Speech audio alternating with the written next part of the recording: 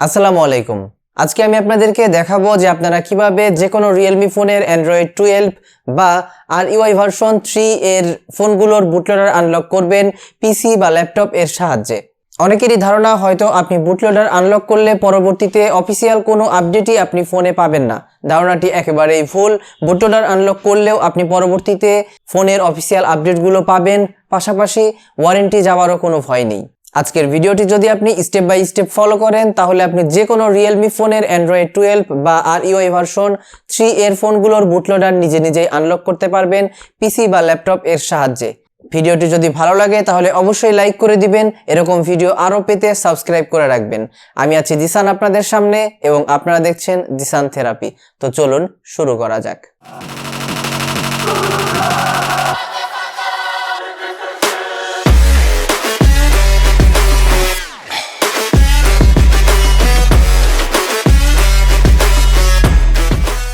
কাজ শুরু করার আগে অবশ্যই আপনার ফোনের গুরুত্বপূর্ণ ফাইল, ছবি বা ভিডিওগুলোকে ব্যাকআপ করে রাখবেন, কারণ আপনি বুটলোডার আনলক করতে গেলেই আপনার ফোনের সমস্ত ডাটা ডিলিট হয়ে যাবে।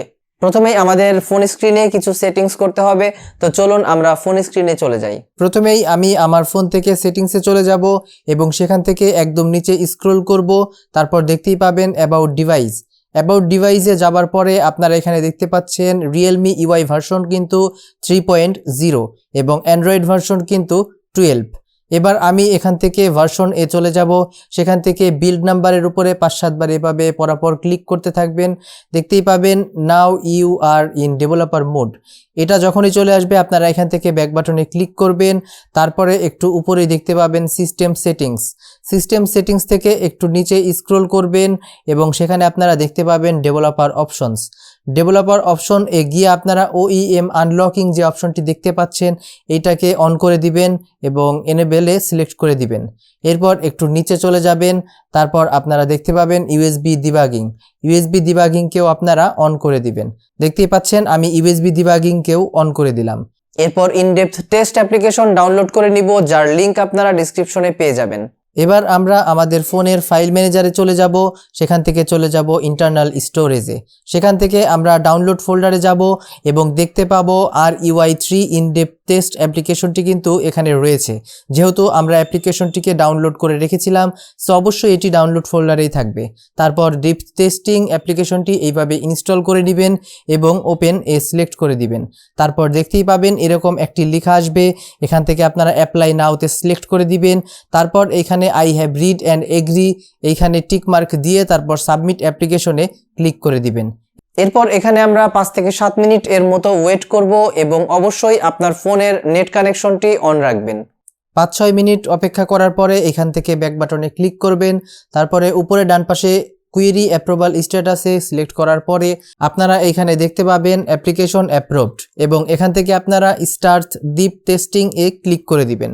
এরপরেই আপনারা দেখতে পাবেন আপনার ফোনটি অফ হয়ে যাবে এবং ফাস্টবুট মোড এ চলে যাবে। এরপর আপনি আপনার USB কেবল দ্বারা পিসি বা ল্যাপটপের সাথে ফোনটিকে কানেক্ট করে দিবেন। এবার আমরা আমাদের পিসি বা ল্যাপটপ স্ক্রিনে চলে আসব। প্ল্যাটফর্ম টুলস ফোল্ডারটিকে ওপেন করব। ফাঁকা যে জায়গাটি দেখতে পাচ্ছি সেখানে টাইপ করব CMD লিখে ইন্টার বাটনে প্রেস করার সাথে সাথে এরকম একটি কমান্ড প্রম্পট চলে আসবে, যেখানে আমরা লিখব ফাস্টবুট ডিভাইসেস। দেখতেই পাচ্ছেন ফাস্টবুট ডিভাইসেস লিখে ইন্টারে প্রেস করার সাথে সাথেই এখানে একটি সিরিয়াল নাম্বার শো করেছে। অনেকেরই হয়তো এখানে প্রশ্ন থাকবে যে প্ল্যাটফর্ম টুলস ফোল্ডারটি আমি কোথায় পেলাম, বা ফাস্টবুট ডিভাইসেস লিখে ইন্টারে প্রেস করার পরে কেন আমাদের কোনো সিরিয়াল নাম্বার শো করলো না। এডিবি এবং ফাস্টবুট ড্রাইভার ডাউনলোড করে ইনস্টল করে নিলেই এই প্রবলেম ফিক্স হয়ে যাবে। যদি জানা না থাকে যে কিভাবে এডিবি এবং ফাস্টবুট ড্রাইভার ডাউনলোড করে ইনস্টল করবেন তাহলে আমার গত ভিডিওটি দেখে নেবেন, যার লিঙ্ক আপনারা আই বাটনে বা ডেসক্রিপশনে পেয়ে যাবেন। এরপর আমরা এখানে লিখব ফাস্টবুট ফ্লাশিং আনলক। দেখতেই পাচ্ছেন আমি ফাস্টবুট ফ্লাশিং আনলক লিখে যখনই ইন্টারে প্রেস করে দিচ্ছি আমাদের ফোনে এইরকম একটি মেসেজ চলে আসবে। এখান থেকে আপনারা ভলিউম আপ বাটনটিকে একবার প্রেস করে দিবেন এবং সাথে সাথেই দেখবেন এরকম একটি মেসেজ আপনাদের কমান্ড প্রম্পটে চলে আসবে। এরপর আপনারা এখানে লিখবেন ফাস্টবুট রিবুট। এবং ফাস্টবুট রিবুট লিখে ইন্টারে প্রেস করার সাথে সাথেই আপনার ফোনটি এবার অফ হয়ে অন হয়ে যাবে এবং দেখতেই পাবেন এখানে কিছুটা সময় লাগবে 5-7 মিনিটের মতো, কারণ যখনই আপনি বুটলোডার আনলক করেছেন সাথে সাথেই আপনার ফোনে ফ্যাক্টরি রিসেট হয়ে গিয়েছে।